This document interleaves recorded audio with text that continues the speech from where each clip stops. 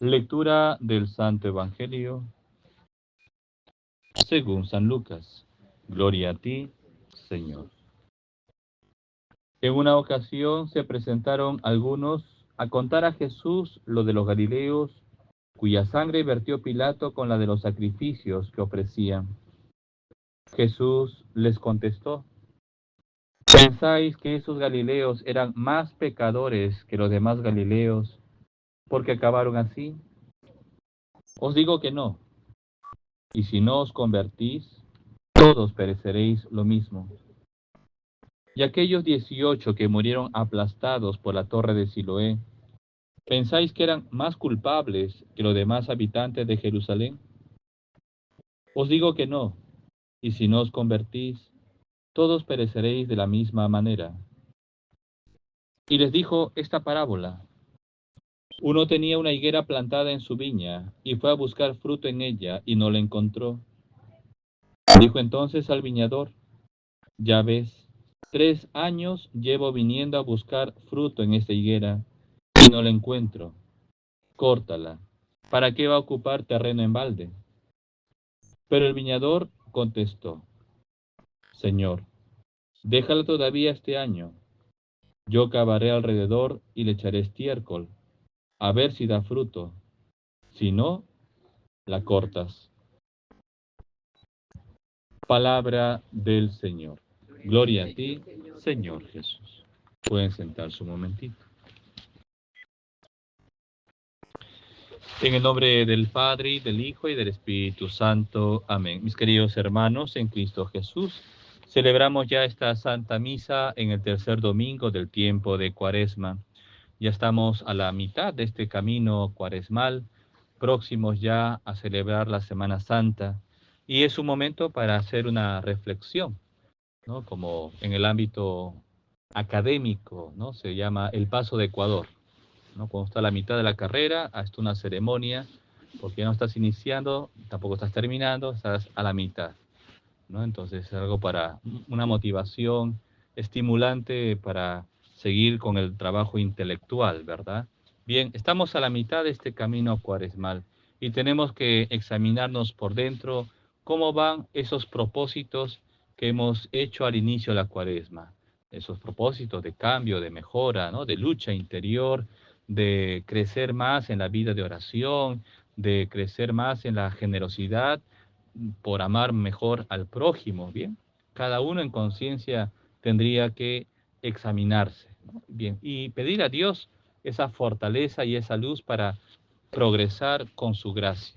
Porque el hombre, la persona, crece ante la presencia de Dios solo con la gracia de Dios. El hombre coopera según esa gracia.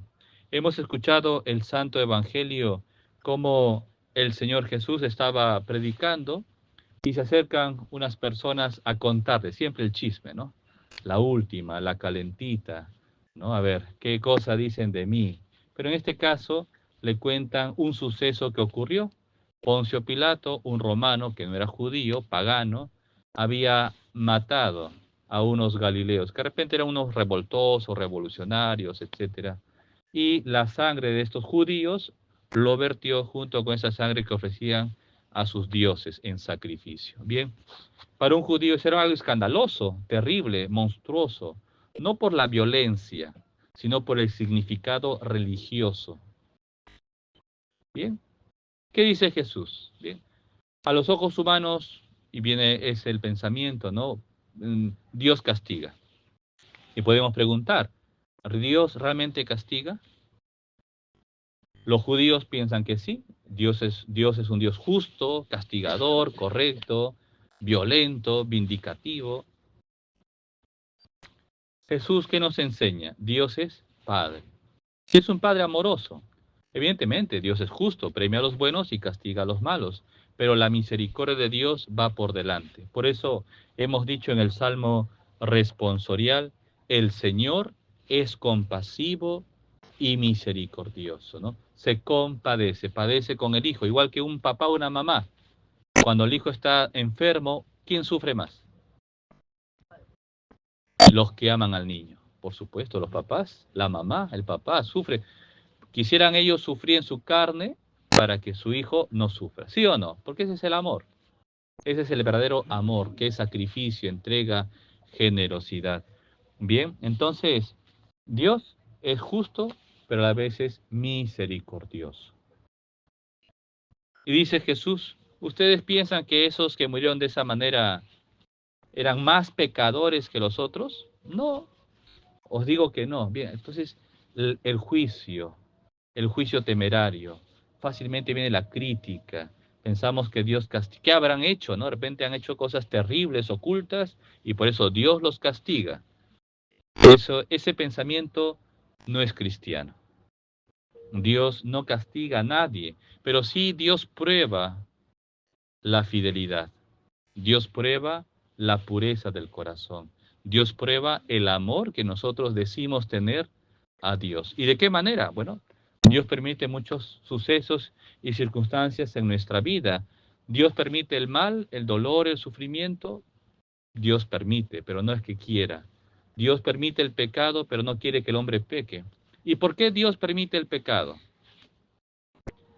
Dios permite el pecado para enseñarnos a nosotros a ser humildes. Porque si no pecáramos, si fuéramos don perfecto, don casto, ¿no? Don puritano, seríamos soberbios como demonios. Pero como caemos y hemos experimentado el pecado y la caída, con eso Dios nos enseña a ser humildes. Y este es el camino cuaresmal.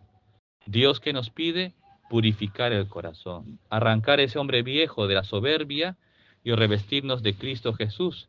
Jesús nos dice en otro pasaje del Evangelio, aprended de mí que soy manso y humilde de corazón. Esa es la clave para hacer un buen camino cuaresmal.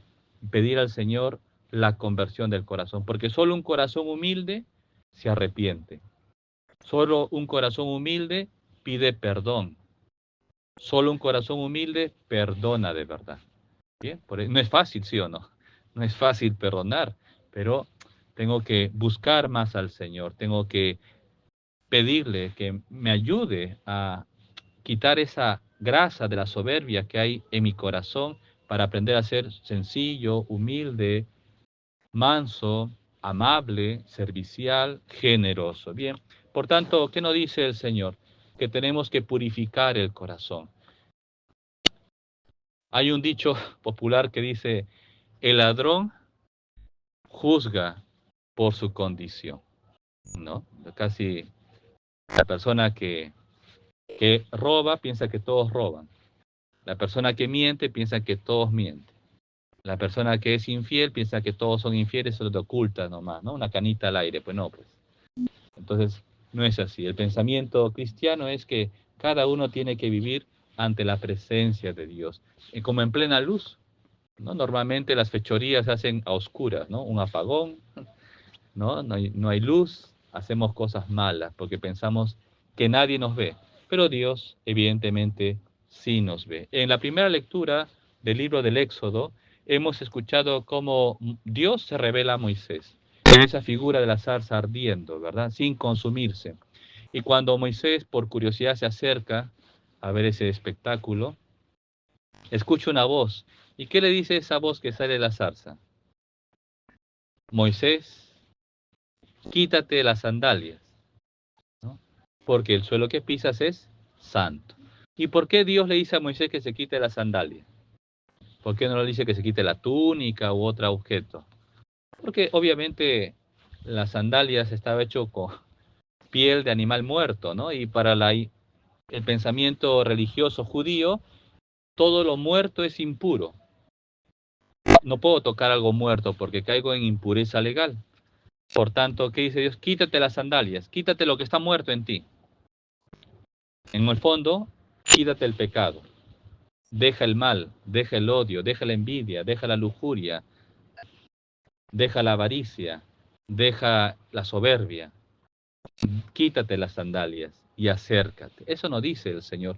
Por eso en la Santa Misa al inicio hacemos el acto penitencial. Yo confieso, ¿no? Antes de celebrar, ¿no? Reconozcamos, yo confieso ante Dios todo. ¿Por qué he pecado? De pensamiento, palabra, obra, y omisión. ¿Por qué? Porque nada impuro puede acercarse a Dios. De la misma manera, quítate las sandalias. Pensemos en nuestro corazón. ¿Cuál es esa cosa muerta que guarda en mi corazón? Ese vicio o ese defecto que me aleja de Dios y ofende al prójimo. Bien, pensemos cada uno y pedirle al Señor, Señor, ayúdame, porque solo con la gracia de Dios puedo ser santo. Solo con la gracia de Dios puedo llegar al cielo. A veces Dios permite el pecado y la caída, repito, para hacernos más humildes, como le ocurrió a San Pablo. San Pablo, el gran apóstol de los gentiles, un gran predicador, muchas almas, miles se convirtieron con su predicación. Y ahí, ante el éxito de esa predicación, San Pablo también se llenó de soberbia y pensaba que con su verbo, con su elocuencia y su discurso, convertía las almas, y no era así. ¿Quién convierte las almas? Es Dios. Y por eso se acuerdan ese pasaje cuando San Pablo está en Grecia, en el Areópago, en ese lugar donde todos los sabios, los filósofos estaban ahí. Dio un discurso de la creación muy bonito, todo el mundo estaba atento, hasta que tocó el punto de la resurrección. Y se reían de él, se burlaban de él. Solamente unos 3, 4 gatitos más lo siguieron, ¿no? Un fracaso humanamente hablando. Pero eso le sirvió a San Pablo a ser humilde. Por eso después dice, ya no soy yo el que vivo, es Cristo quien vive en mí. En los milagros y la conversión del corazón, no lo hago yo. ¿Quién lo hace? Cristo, a través de mí. Yo soy un mero instrumento en las manos del Señor. Bien, también nosotros somos instrumentos en las manos del Señor. ¿Y qué nos pide a nosotros? Primero, pues que seamos un buen instrumento, ¿no? Un buen bisturí, hay que, ¿no?, desinfectarlo, limpiarlo, que tenga el filo perfecto para que haga un buen corte de cirujano plástico, ¿verdad?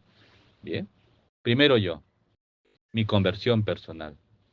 Luchar contra el pecado, luchar contra mis defectos, ¿bien? Y de esta manera podré tener otros ojos y otro modo de ver para ayudar al prójimo, para ayudar a los demás. Porque muchas veces nos fijamos en los defectos ajenos y no es así. Tenemos que fijarnos, sí, en los defectos, no para ofender o criticar, sino sobre todo para ayudar y servir a los demás, ¿no? Sobre todo con la corrección. Y corregir con amabilidad. Somos como la higuera, ¿no? El Señor es misericordioso, como dice el Salmo, el Señor es compasivo y misericordioso. Bien, somos esa higuera que el Señor ha plantado en este mundo. Dice el texto, la parábola, 3 años llevaba buscando fruto y no daba nada. Bien, el número 3 en la Biblia, tanto el 3, el 7, el 10, el 12, son números de perfección. No necesariamente es 3 años así cronológicamente hablando. No, es un tiempo, bueno, que Dios sabe. Es nuestra vida. ¿Qué frutos tenemos en nuestras manos? ¿Cuáles son las obras buenas que hemos hecho durante estos años de existencia en este mundo? ¿Bien? Cada uno responda, ¿bien? Pero, sin embargo, Dios es exigente en ese sentido, quiere más y podemos dar más.